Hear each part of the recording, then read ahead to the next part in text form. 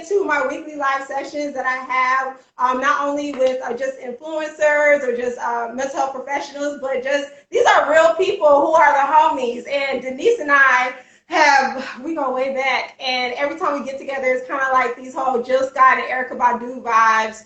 And I just absolutely love what she's doing in terms of the social media game, the blogger game. Hey, MD Car. Hey, Rocky. Hey, y'all. Oh, good morning. Oh, what time zone you're in? Okay. Right. Zork, where I'm at. Yeah. But overall, can you let the people know who you are and how amazing you are and what exactly you do? Okay. So rewind. Hey everyone, my name is Denise and I go by Long Legs K on social media. I am a beauty and lifestyle influencer. So what that means is I try out new products, review them for my followers, let them know what I'm using, things of that sort, and try to just maintain just a way to encourage people to be confident, positive, and just laugh. You know, we don't get enough laughs sometimes on social media, especially like right now, like today and yesterday, very heavy. So I try to generate some laughs. I'm also a HIV outreach and prevention manager. So I help supervise a HIV testing site as well as a syringe exchange program. So I work closely with a very vulnerable population as well outside of influencing. So I get to work. It's very opposite what I do, but all in all, is like my main thing is to help other people, basically. Yes, definitely. And I love how you not only help people in front of the camera, but also behind the camera as well. So I just really appreciate all the work that you do, especially with that particular population. It's crazy because every time I think of a collaboration to reach out to you about, it's just like, dang, you're so multifaceted. And you don't really see that a lot with a lot of influencers. So I just appreciate your style and just your overall grind. Thank you so much. I appreciate it so much. And I appreciate you. You bring positivity and awareness to mental health. Like, we don't talk about mental health in the Black community enough. And I don't think it's that we don't talk about it enough. Like, we know it's there, but we don't have people who look like us who are telling us these things that can resonate with us. Like, we see, like, okay, mental health is important, but we don't have enough Black people who are showcasing why mental health is important, what mental health is, and things of that sort. So I really appreciate you using your platform to do that. Thank you. I really appreciate that. All right, so we're going to stop affirming one another just for a quick second. And so there are some individuals who really want to know how to navigate social media. How have you been able to have success not only behind the camera, but also in front of the camera? Because I don't think a lot of people understand how much work it goes into managing an entire platform. Like you're creating, you're editing, you're producing, and like both of us, we're in the same boat. Like we're one woman shows, and we literally do everything under the sun for ourselves. And then people are like, "Oh, I can do this." Yeah, and it's just like, can you imagine holding down a full-time job and then also like reaching out to brands and also forming collaborations and alliances and just being super strategic? So can you speak to how much work it takes and how you tend to balance it all? It takes a lot of tenacity, and that word is crazy to me because I had a manager when I worked at USF. I worked in the career center. So I've always had some type of job where I'm like helping people find their best self. Like in the career center, what I did was help people with their resume. So that's like showcasing your best self, right? Yeah. And she said that I have tenacity. And I was like, really? Because I feel like I'm lazy, but okay. But when I think about it and I think about like going to work, coming back home from work, creating content, editing that content, figuring out if this content is relevant, educational, or informational to my following. Is it going to resonate with people? Things of that sort. It takes a lot. It takes a lot mentally, physically. It takes a lot of work. So, like, it's not for the faint of heart. Like, you really have to work. Now, if you're doing it full time, you can definitely shoot, like, and that's the only thing you're doing. It's just like a full-time job. But when you have two full-time jobs, just imagine what two full-time jobs are. And I think social media is a job that you are never able to take off from. Definitely, definitely. I know for me, when I initially started taking it seriously, I was working at a psychiatric hospital full time. And so I had a nurse's schedule. I would work 3 days on, 4 days off. So those 4 days, like one of those days I would rest, obviously, but the other three, I was just like pumping out content consistently.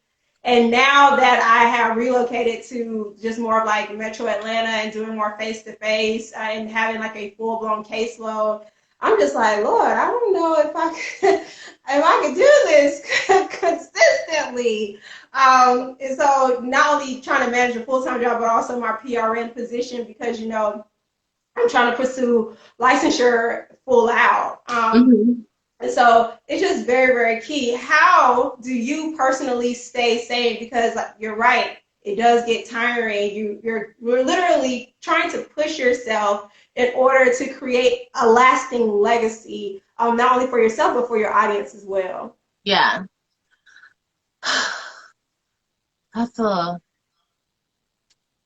How do I stay sane? Basically.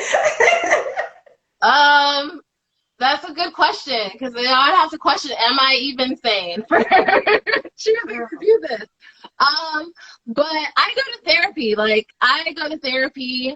I have therapy sessions every 2 weeks. I get to talk about anything that I want to talk about in those sessions. And a lot of times we talk about what's affecting me. If social media at the time is affecting me, I get to talk about that and talk about some coping skills, some coping mechanisms that I can use, which is just logging off. Like, you can log off. Social media will be there tomorrow. I don't know. It's 2020, so anything can happen.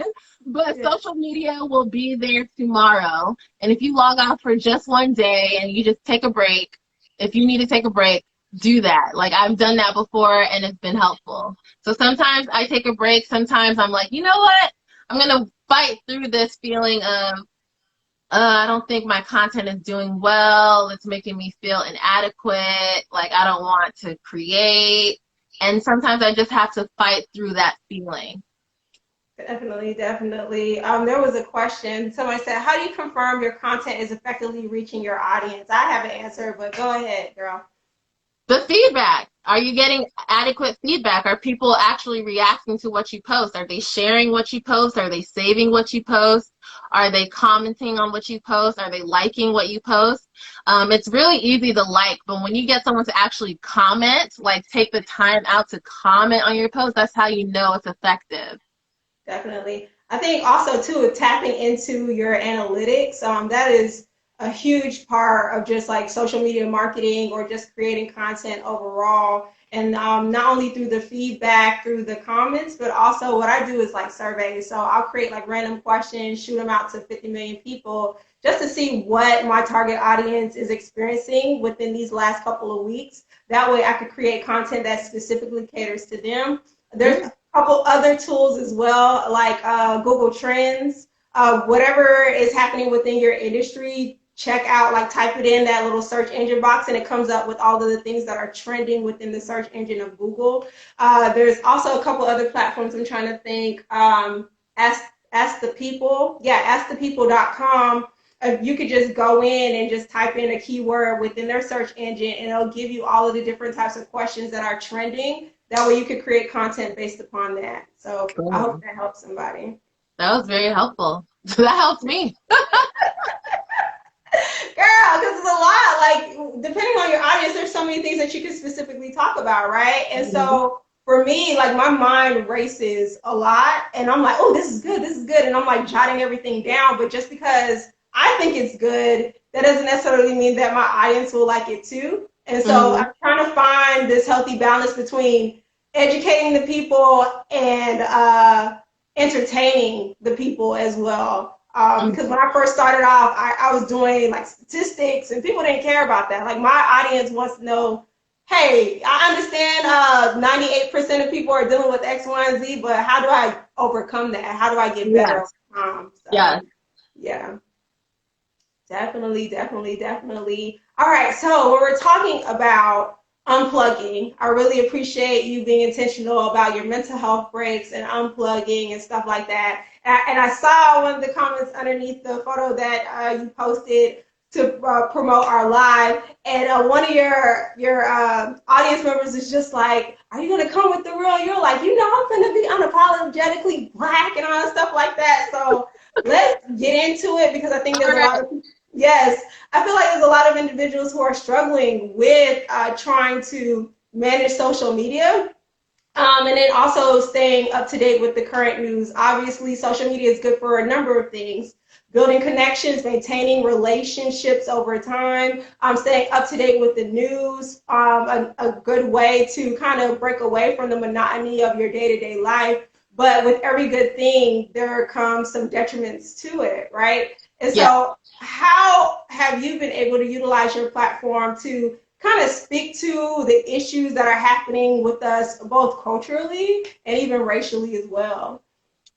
So I did a little TikTok the other day, which got a particular race upset. Girl, yes. So there's this TikTok trend. I know you're not really on TikTok, but there's a TikTok trend where you use a sound and you draw two scenarios. And the first scenario, you just draw a straight line down because they agree to that. The second scenario, you just go and then go to a whole completely different scenario. So with my scenarios, I said white people acknowledging reverse racism, and white people acknowledging racism. So with white people acknowledging reverse racism, straight line, because they're like always like, that's racist. Like, I feel like you're being racist towards me now. And it's like, that's not how that works. Yeah. And then there was racism, and I did the line, and then I drew it to, that happened 400 years ago. Because that's the favorite line for, I don't know why, they never move years. Like, they never go up a year. It's been 400 years since the 90s. Pick another number. Yeah. And so that, I wanted to get people talking about acknowledging actual racism in our society.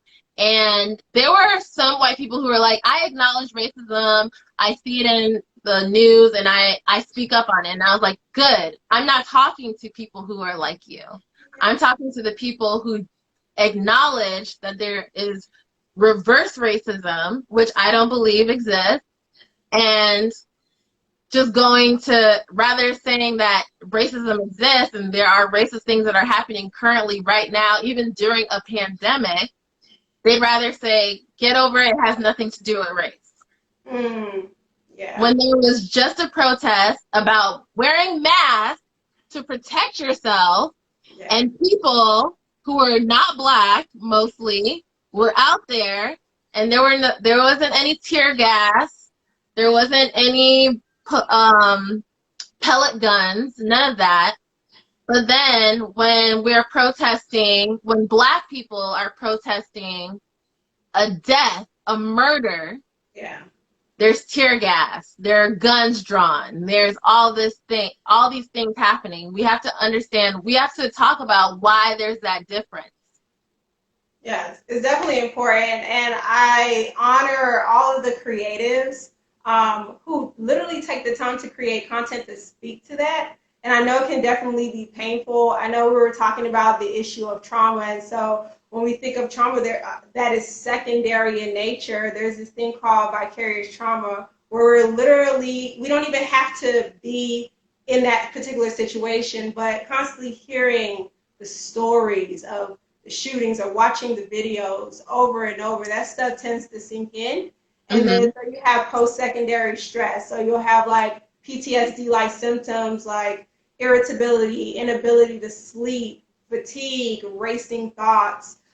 even hypervigilance. So even with when it comes to vicarious trauma, you'll hear those stories and it'll start changing the way that you perceive the world. It'll start changing the way that you move through the universe. And it sucks. It really does suck. Because if we're all in this thing together, if we're all saying that like all lives matter and we're all human at the basis of it all, I think it's important for people to understand that what may impact you racially will impact me racially different. And you need to honor and respect that and acknowledge it and support me in any way imaginable, because you can walk down the street by yourself. Whereas you got like little boys. I seen a video, a little boy was scared for his father to be able to take his trash out to the curb, you know?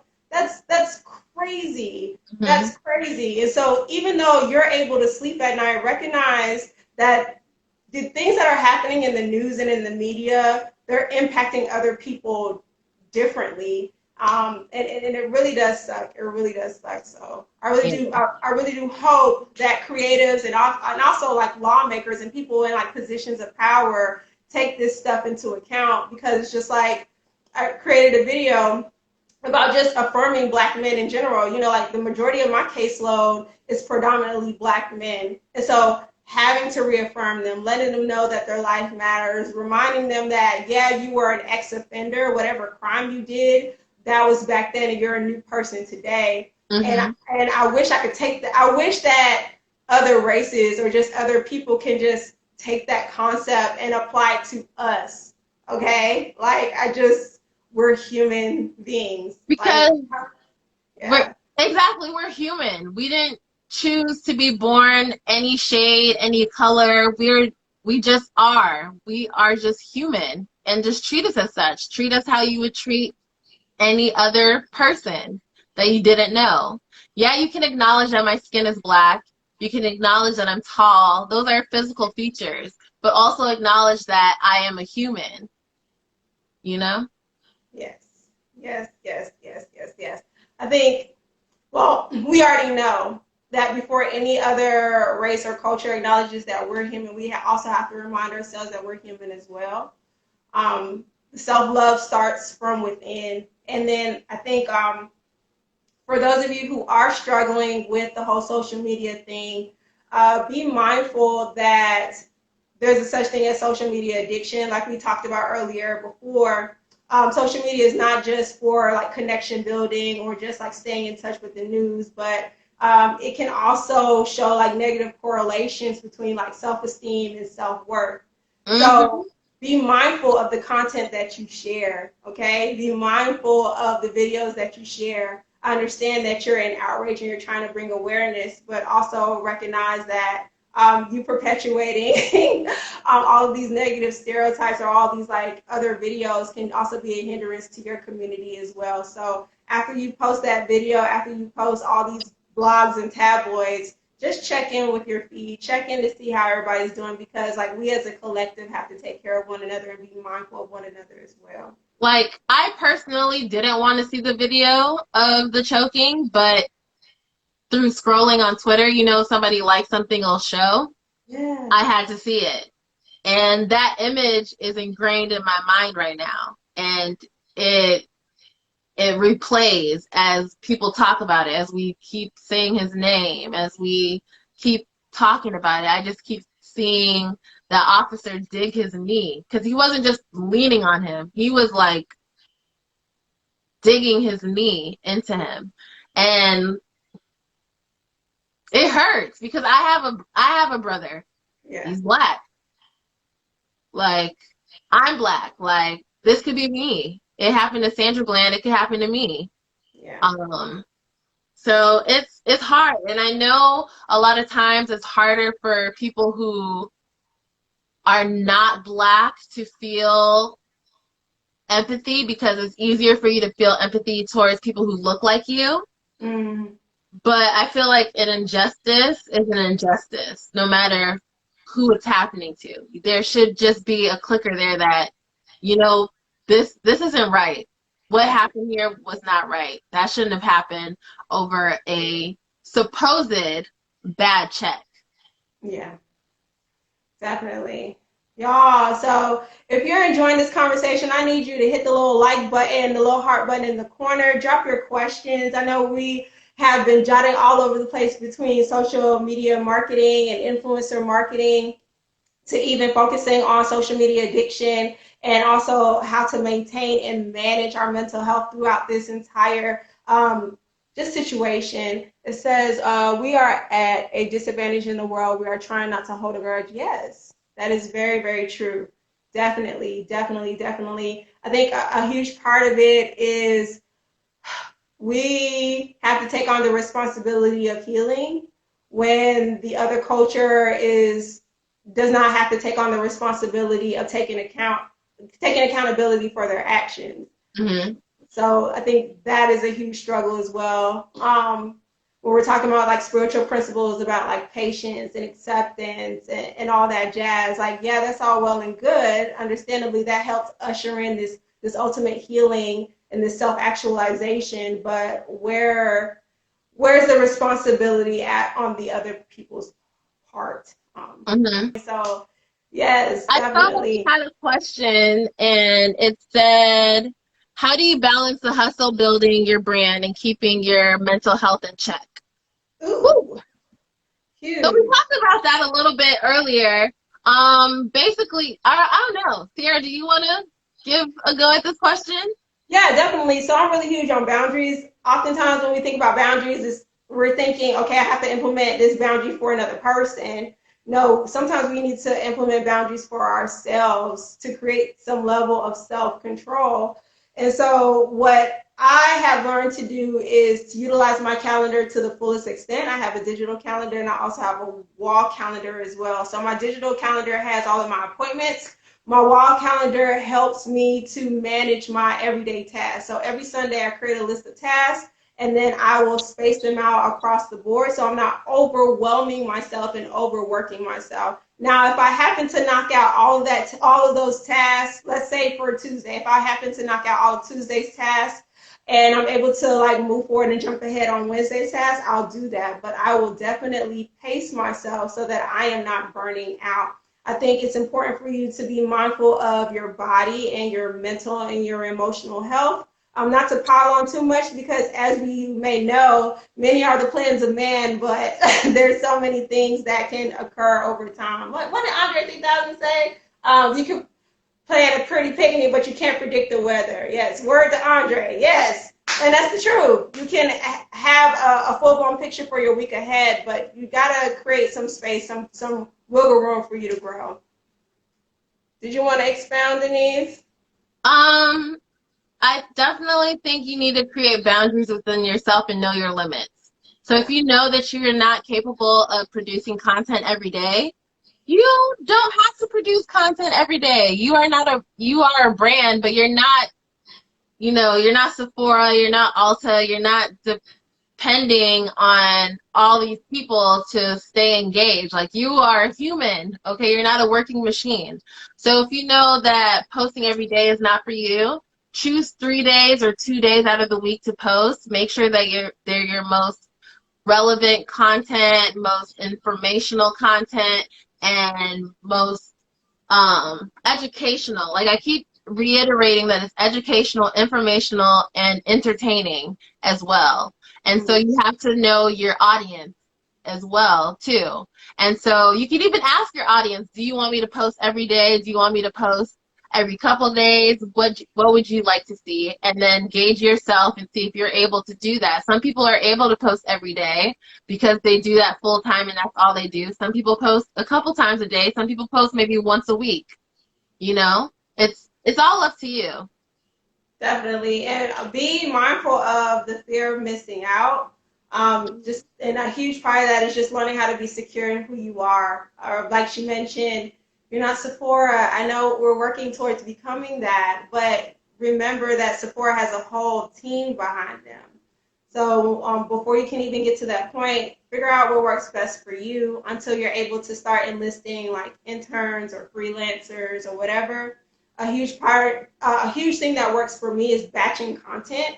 So like taking larger concepts and breaking them down learning to film multiple videos in a day. I'll take those multiple videos and turn them into transcripts, use the transcripts for captions, use the transcripts for like blog posts and stuff like that. Just learning how to be everywhere in multiple places at one time without having to like constantly try to like be up every night thinking about new content on a consistent basis. So it works smarter and not harder.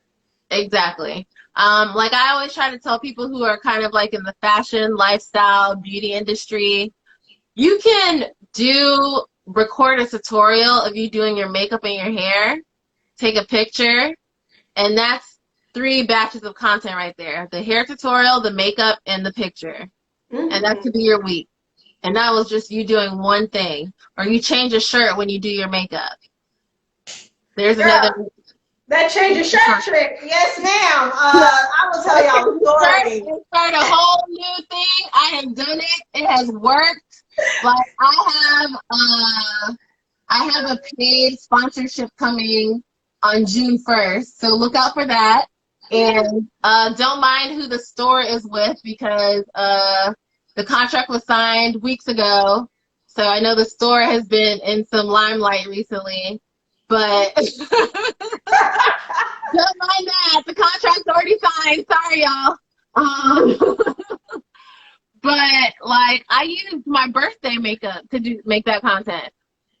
Yes, that's awesome. Definitely take advantage of it. If you got like a full beat, or if you got what else? Like if you got like a full face of makeup, or if you have like a specific outfit or whatever, or even if you're kicking it with your homeboy, your homegirl, enlist your family members. Every time I go home, I'll be like, Dad, let's go. We're gonna ride around and get it, okay? And I'll have like 3 outfits in the car, or I'll keep the same bottom and just change the top. And then I would just change backgrounds. All right, just change backgrounds. And then people would be like, oh my gosh, do you have a professional photographer? No. Point and click and then edit. That's it. That is it. I have a Samsung Galaxy. I do this. It starts the timer for me, okay? True. Y'all spending $120, $300 on photographers. No. Get that little camera phone and get to work, okay? Right. Yes. All right, y'all are coming in with some good questions. If you loved what you heard, please hit the little heart button over there, like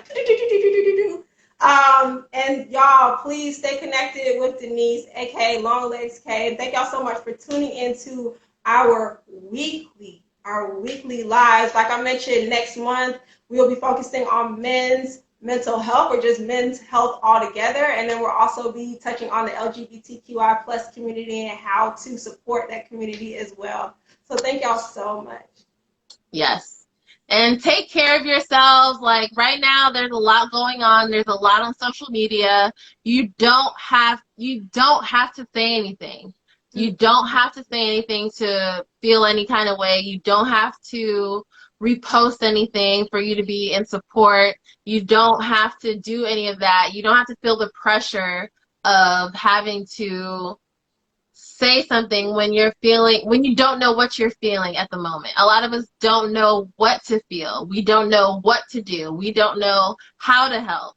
And so take that time to yourself to figure out how you can help yourself deal with what's going on in social media and regards to the police brutality and things of that sort. Take time for yourself to figure out what you need to deal with it, how you need to cope, and then you can come back on social media. Just take care of yourself, because there is a lot on there. There are some jokes, but there is a lot of trauma going on right now. There's a lot of traumatic videos being showcased, a lot of traumatic images, and you don't have to subject yourself to that. Definitely. When we're thinking about the concept of staying well and staying safe, that's just not only in the streets and in the city, y'all. Please stay safe. Please stay well. It's okay to implement boundaries. It's okay to put the phone away. It's okay to retract and get a journal and to jot down your thoughts, feelings, and emotions. It's okay. All right. So please, y'all, stay safe and stay well. Love y'all.